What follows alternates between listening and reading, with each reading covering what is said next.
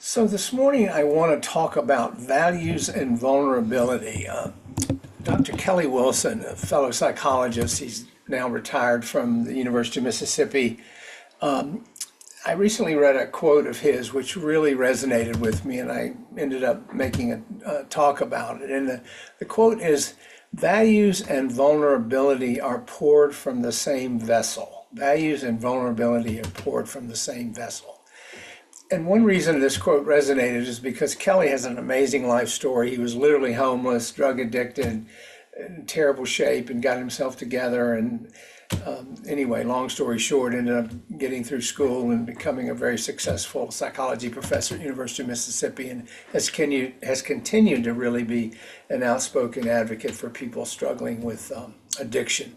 But anyway, so this quote from him really resonates with his life, and it has to do with how our deepest values and our capacity for vulnerability are intimately connected, meaning they originate from the same place within us. And I think this quote really offers profound insight into the human journey and certainly resonates with the teachings of the Buddha.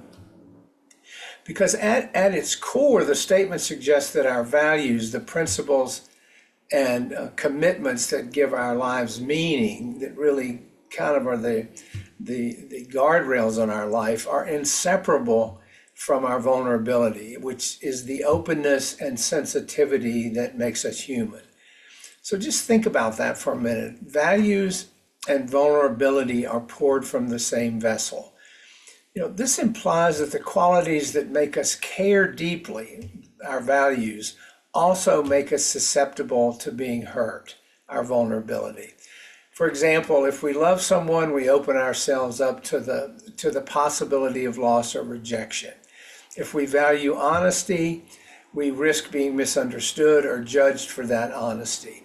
So both the strength of our convictions and the possibility of being wounded because of our convictions come from the same emotional source within us.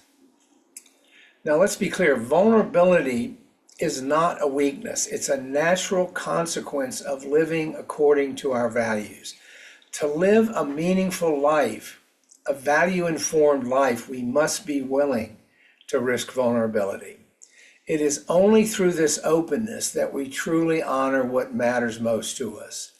And this interplay between values and vulnerability are really an essential aspect to our path, because they are a guide for living a skillful life characterized by compassion, by wisdom, and authenticity. Vulnerability, as I said, is not a weakness. It's a fundamental truth of existence. And the Buddha taught that we're all subject to what he called the three marks of existence: suffering or dukkha, the absence of a fixed self, and impermanence. The three marks of existence. These concepts highlight that all things are transient, that's impermanence. Life inherently involves suffering, that's dukkha, and that there's no permanent self or essence that's fixed within us. And this reminds us that life is inherently uncertain and that we are interconnected with all other beings. And our vulnerability really arises from this reality. We are exposed to change. We are exposed to loss. We are exposed to the unpredictability of life. We have to live with that every day. But rather than resisting, and that's the vulnerability, and rather than resisting or fearing this vulnerability, this path encourages us to embrace it as part of the deal, with mindfulness, with compassion. Because when we acknowledge our vulnerability and when we embrace our vulnerability, we open ourselves to the full spectrum of human experience, which allows us to connect deeply with others, to feel empathy for their struggles, and to cultivate compassion for ourselves and others. So vulnerability then is not a flaw. It's a doorway to greater freedom. It is through this openness that we begin to live in alignment with our values. Thus the quote, "Values and vulnerability are poured from the same vessel." Values are the guiding principles that shape our intentions, shape our choices, shape our actions. And they are rooted in the ethical teachings of the Dharma. For instance, the the five lay precepts: abstain from killing, abstain from stealing, abstain from lying or harmful speech, abstain from sexual misconduct, and abstain from intoxicants which cloud the mind. And it's also rooted in the cultivation of qualities like loving kindness, compassion, and equanimity. These are not abstract ideals. They are practical commitments that arise from the recognition of our interconnectedness and our desire to alleviate suffering in ourselves and others.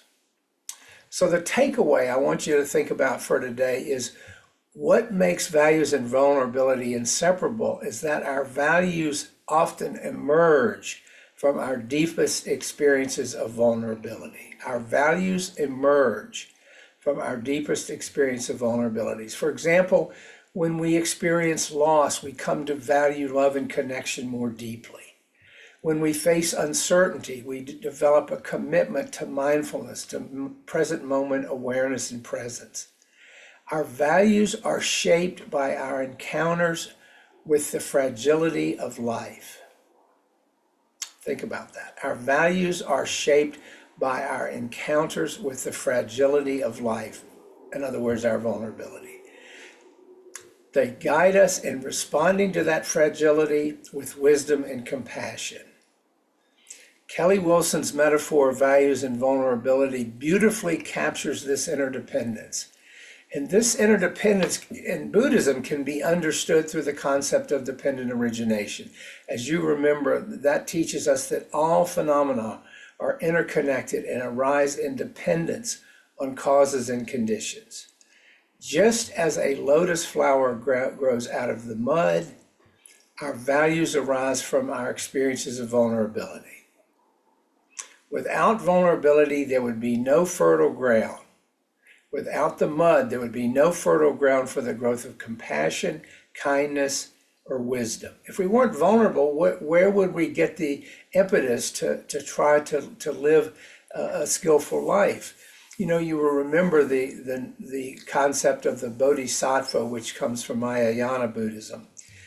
And in that mythology, a Bodhisattva is someone who vows to attain enlightenment, not just for their own sake, but for the benefit of all beings. This vow is rooted in the acute awareness of the suffering and vulnerability of others. It is precisely because the Bodhisattva recognizes the shared vulnerability of all beings that they are motivated to act with selfless compassion. Now, I'm not suggesting any of us or all of us could be bodhisattvas, but that sort of epitomizes the message of today. Those values, altruism, patience, generosity, are inseparable from their understanding of vulnerability, the Bodhisattva's understanding of vulnerability. Understanding the connection between values and vulnerability can be transformative.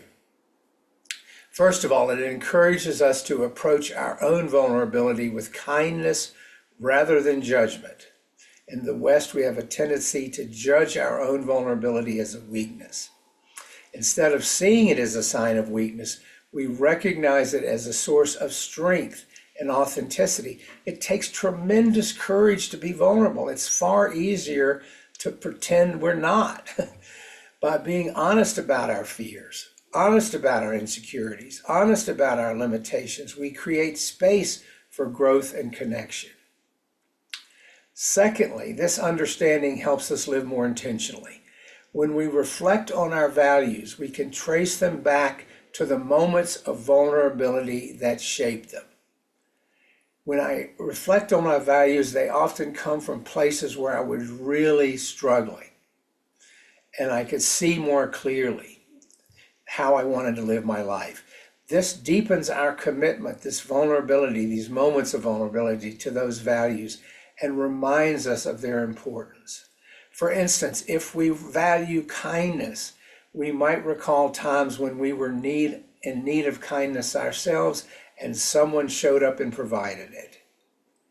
This memory can inspire us to value kindness, to extend it to others, knowing how beneficial and transformative it can be.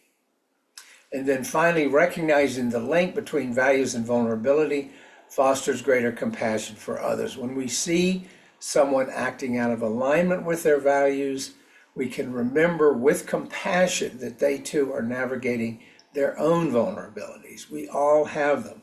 This perspective helps us respond with greater patience and greater understanding rather than judgment of those folks that are struggling. In Buddhism, the path to awakening is not about escaping vulnerability. It's about embracing it fully as an integral part of life. Kelly Wilson's quote aligns beautifully with his teaching, because our values are born from our experiences of vulnerability, and it is through living in alignment with these values that we find meaning and purpose in our lives. By embracing our vulnerability with mindfulness and compassion, we can cultivate a life guided by wisdom, connection, and the aspiration to alleviate suffering for ourselves and others. And in this way, vulnerability is not a burden. It is a gift, a reminder of our shared humanity and our capacity for love and growth. So those are some thoughts this morning on how values and vulnerability are poured from the same vessel.